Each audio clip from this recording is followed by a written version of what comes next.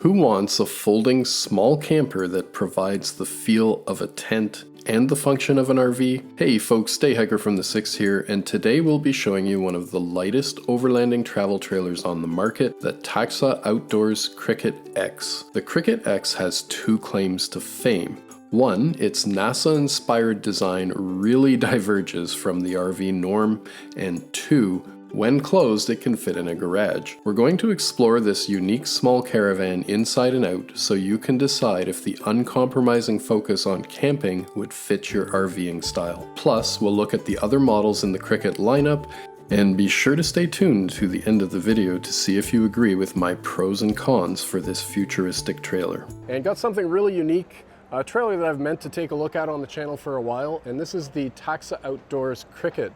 And this year is a good year to actually look at this trailer for the first time because there's been some changes. So if you look at that very off-roady looking tire, so they've gone to more of an overlanding, independent suspension, so big, huge control arms under there, really robust setup. And there's a story behind that, which is Taxa Outdoors became acquired by storyteller Overland, which is a manufacturer of Class Bs and other sort of pickup-based overlanding rigs. So let's take a look at just what we have on the outside of the Cricket. So we do have a lot of very similar features to what we're used to seeing. So we've got our 30 amp plug, we've got city water connection, we've got the outlet for the Truma furnace and hot water heater, and we've also got a solar port that's built right in, which is great. So in terms of fresh water on this trailer, we've got 15 gallons in the freshwater tank, a 16-gallon gray tank, and if you get the optional separate kind of cassette portable toilet, you're looking at a 5-gallon capacity in that thing. So very typical of your smaller lightweight trailers, actually reasonable sized tanks. Definitely if you're into the bigger stuff though, these are very small tanks. Now moving along, you can see we've got really heavy duty stabilizers, and we've got them on all four corners of the trailer. I do believe those are just stabilizers though, they're not actually going to lift the trailer. And now I'll give you a look at that incredible suspension that I was talking about. And you can see that very huge control arms just swing around to the other side, big springs and shocks.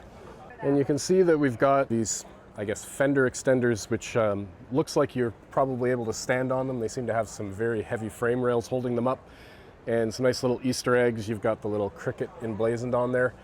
And I guess the reason for that being that if we go up top, you can see that we've got the Thule roof rack up there. And so this is designed to be able to put your gear, put your canoes and so forth on the roof rack. I don't know exactly what the weight capacity of that is, but I would imagine you could get a boat up there. So here we are in the nose of the Cricket.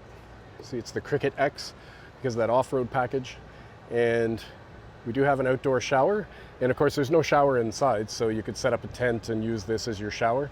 Looks like we have dual propane tanks, which is always a good thing. And we've got a nice heavy-duty jack here on the side, just a manual jack. But and I see we also have that sort of off-road style hitch that's going to allow some articulation when you're off-road. Not something you need when you're on-road, but for off-roading, definitely something that's handy to have. And again, we've got another sort of Easter eggy, but that little silhouette of a Cricket in behind the propane tanks there, which is kind of cool. And we have a lot of these guys around the show today, I'm not sure, but they kind of fit in with this trailer for sure. I think those are cicadas, but I'm not sure. Let me know in the comments if you know what they are. So at the rear here, we have a hatch. So gives you a little bit of weather protection. And then you can see we're looking into the bed. And this is also going to be where you're going to access most of your storage that's not in those cabinets at the front of the trailer.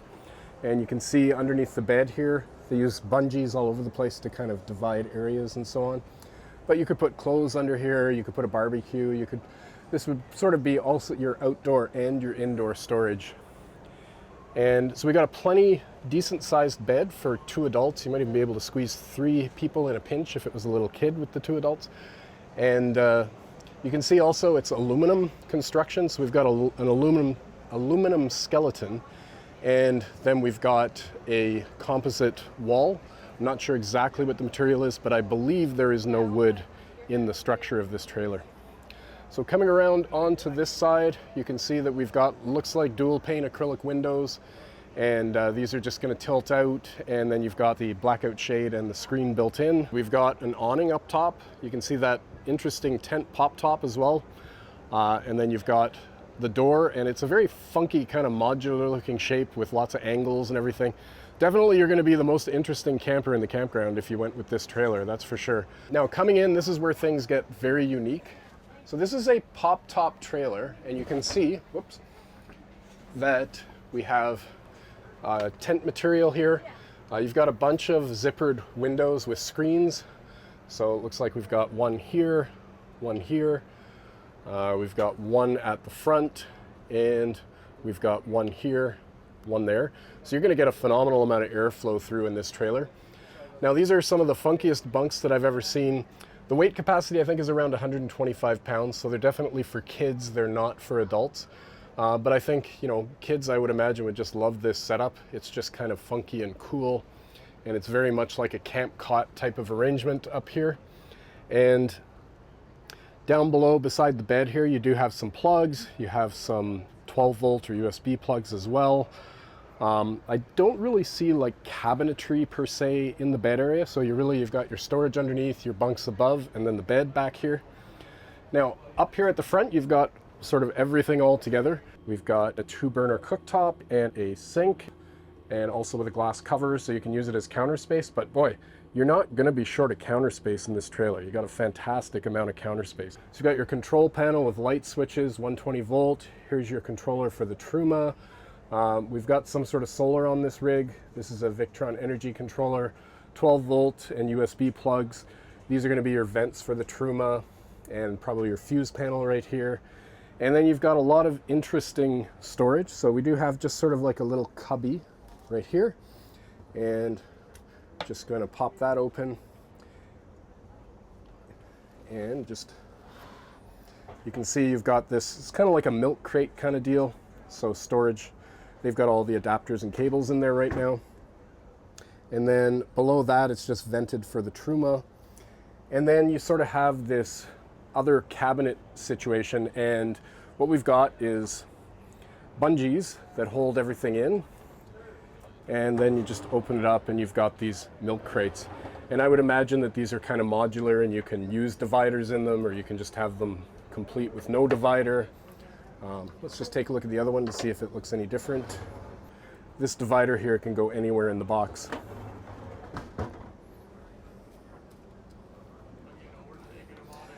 And we do have a portable toilet, and I think this is kind of, you know, I after having camped with a toilet, after tent camping where we didn't have it, that's the one thing I could never give up. The shower, you know, we don't use it very often in the trailer, so that's not as big of a deal for me, but definitely need that toilet. Obviously you don't have a bathroom per se, so you're just pulling it out and just going to use it, or you could set up a tent outside and use it on the outside.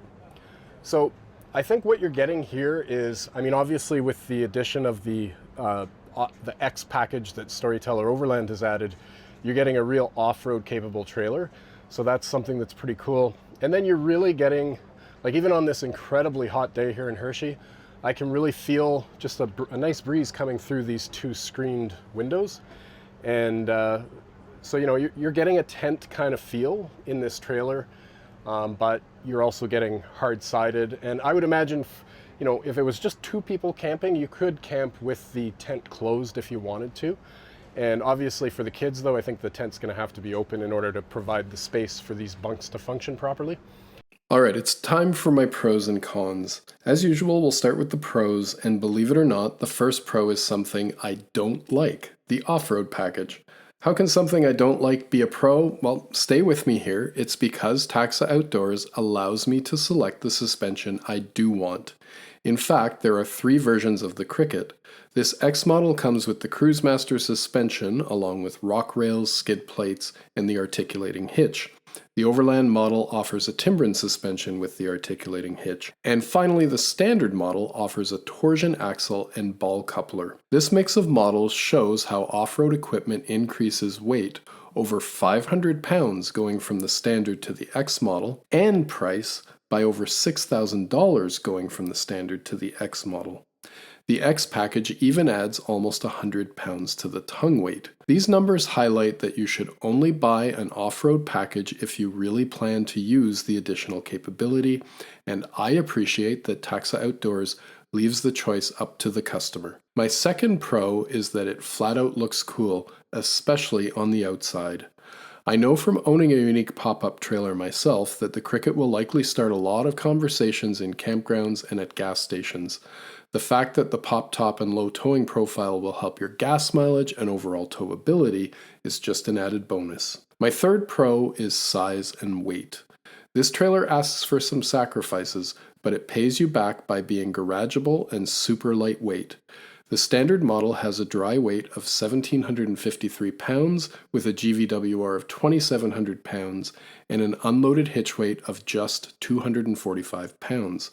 This puts the Cricket, which can sleep a family of 4, within towing reach of some very normal vehicles, which is a trait we will always celebrate on this channel. Now we have to discuss some of the compromises this design requires. First, there is no fridge, not even on the options list. If you want to use this trailer, you're going to have to purchase a portable 12-volt fridge and then figure out where to store it in the trailer or keep it in your tow vehicle, or you're going to use coolers. I'd much rather have a fridge built into the trailer. Second, 130-pound bunks limits you to smaller folks. They wouldn't work for our almost grown children. Having said that, if you buy the trailer when you're starting your family, these bunks will work for many years. Finally, although I love the breezy pop top for ventilation, I'm not crazy about the security of soft-sided materials, both in keeping two-legged and four-legged fellow campers out. You could close the roof when you're away from the trailer, but to me it doesn't seem ideal. I'd love to see a hard-sided version. So, I don't know, I'm kind of torn on this trailer. I mean, it looks really cool on the outside and on the inside. But maybe there's too many sacrifices in terms of the comforts that we're used to in our regular RVs. Let me know in the comments below what you think. So once again, I'm at the Hershey RV Show 2024. We're at the Taxa Outdoors display, which is now part of Storyteller Overland, and this is the Cricket. Let me know what you think about this trailer, and we'll see you on the next video.